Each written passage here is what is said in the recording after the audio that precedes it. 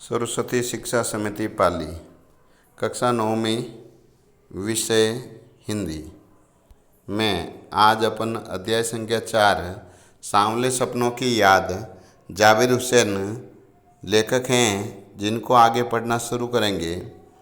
जिसमें आपने सालिम अली के व्यक्तित्व, एक पक्षी प्रेमी के बारे में पढ़ा था। आज उनके व्यक्तित्व के बारे में अपन पढ़ना शुरू करते हैं, जिसमें देखते हैं कि सालिम अली अपनी कमज़ोर काया के बावजूद भी 100 वर्षों तक, लगभग 100 वर्षों तक जीवित रहे। अनेक लंबी लंबी यात्राएं उन्हें ने थका दिया था। शायद कैंसर जैसे असाध्य रोग से पीड़ित होकर उनकी मौत हुई थी। अंतिम सांस तक उनकी आंखें हमेशा पक्षियों की सुरक्षा और उनकी तलाश के प्रति समर्पित रहती थी। उनकी आंखें पर चढ़ी दूरबीन अंतिम समय में ही उतारी गई। उन्होंने ये दुनिया अत्यंत परिश्रम से बनाई। इसमें उनकी पत्नी समीना का भी बहुत योगदान है। उनके लिए प्रकृति की में चारों तरफ हंसती खेलती रहस्यमय दुनिया फैली थी। सलीम अली उन लोगों में से थे जो प्रकृति को अपने से बहुत प्रभावित करने वालों में थे। और ऐसे ही यहाँ पूर्व प्रधानमंत्री से भी वो मुलाकात करते हैं, जिसमें एक बार की बात है कि सलीम अली तत्कालीन प्रधानमंत्री चौधरी चरण सिंह से एक बार मिले थे। उन्होंने उनको साइलेंट वैली को रेगिस्तानी हवाओं से सुरक्षित रखने के लिए प्रश्न को लेकर वो चिंता व्यक्त करते हुए वहाँ प्रधानमंत्री के पास में पहुँचते हैं।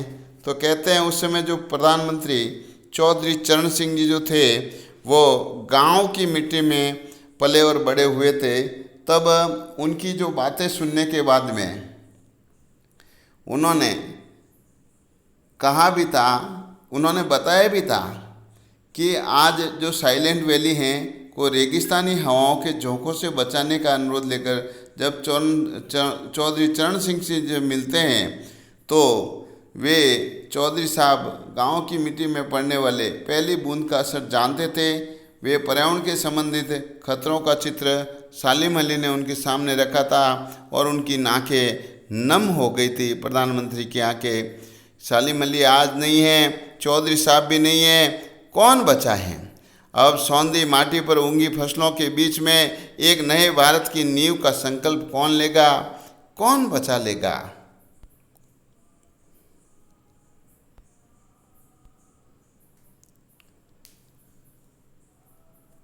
कौन इन पक्षियों की सुरक्षा की चिंता करेगा जो हिमालय और लद्दाख की बर्फीली वादियों में जीते हैं? ऐसी पक्षियों की वकालत कौन करेगा?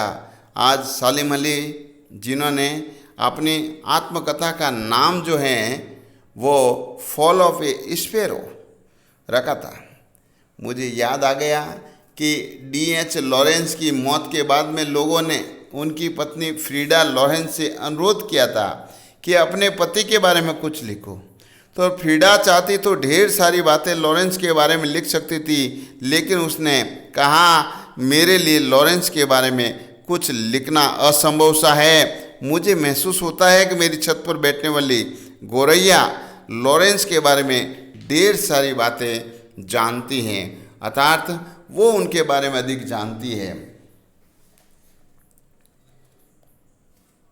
अब अपन देखते हैं कि इन जटिल प्राणियों के लिए सलीम अली ने हमेशा ही एक पहेली बने रहेंगे।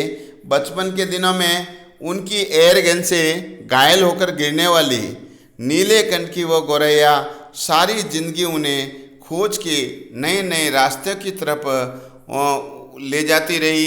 जिंदगी की ऊंचाइयों में उनका विश्वास एक क्षण के लिए भी डिगा नहीं।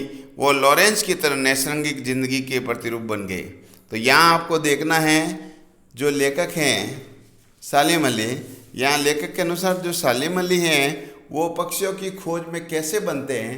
एक बार उनके पास बचपन में कोई एयरगन थी, उनसे नीले कंठ वाली गोरैया को निशाना लगाया और गिरने से फिर वो घायल उस चिड़िया को खोज में लग जाते हैं। उस दिन के बाद में वो हमेशा के लिए पक्षी प्रेमी बन जाते हैं। अब सालिम अली प्रकृति की दुनिया में आज एक टापू बनने के बजाय आज सबके सामने एक समुद्र बनकर, सागर बनकर उभरे हैं। जो लोगों उनके भ्रमणशैली स्वभाव से परिचित हैं, यायावरी से परिचित हैं, उन्हें महसूस होता है कि वह आज भी पक्षियों के, हमेशा ही पक्षियों के लिए ही निकला करते थे।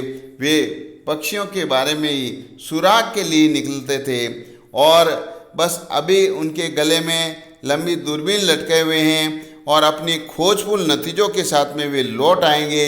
जब तक वो नहीं लौटते, क्या उन्हें गया हुआ मान लिया जाए? मेरी नम है, मेरी आंखें नम हैं, सलीम अली तुम लौटोगे ना।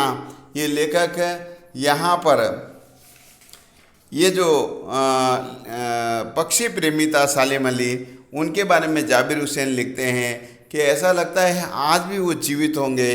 वो हमेशा पक्षियों के लिए कार्य करते थे।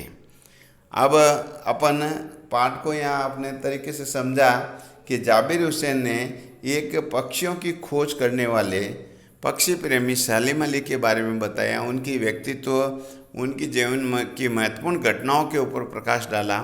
तो आप ये वीडियो जब देखेंगे, वीडियो देखने के बाद में अगर PDF से प्रश्न उत्तर करते हैं तो एकदम ठीक रहेगा। और इस समय अगर आप थोड़ा मन लगाकर प्रयास करेंगे तो प्रश्नों के उत्तर भी आसानी से लिख पाएंगे। मैं प्रश्न के उत्तर आपको समझाने का प्रयास करता हूँ। किस घटना ने सलीम अली के जीवन की दिशा को बदल दिया? वो कौन सी घटना हुई थी?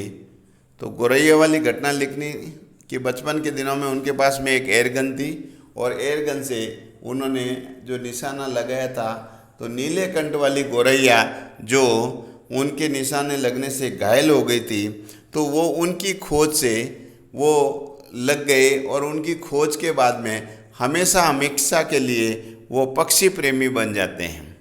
दूसरा प्रश्न देखते हैं।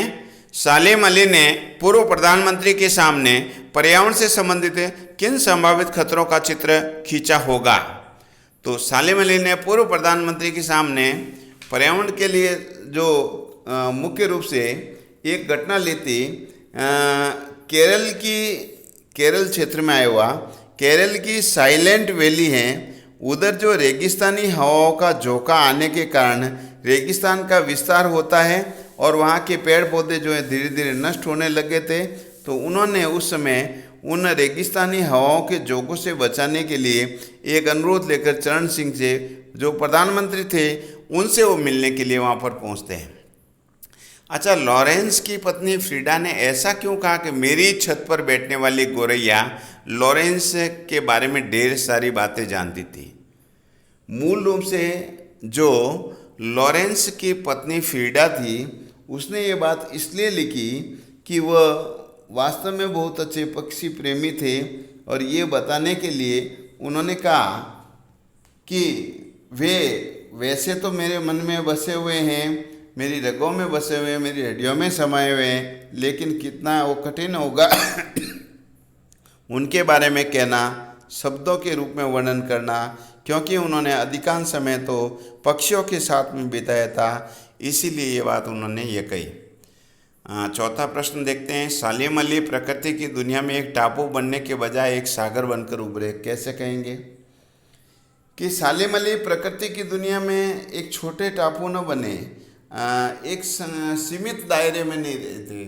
उन्होंने पक्षियों की खोज के लिए जहाँ भी उनको जाना पड़ा, दुनिया के किसी भी क्षेत्र में जाना पड़ा, तो निरंतर आगे बढ़ते रहे और इसी खोज के कारण वे एक एरिया क्षेत्र में सीमित नहीं रहे, विशाल क्षेत्र तक उनका नाम हो गया। इसीलिए आज वे प्रेरणा स्रोत के रूप में हमारे सामने सागर के रूप में प्रस्तुत होते हैं। धन्यवाद।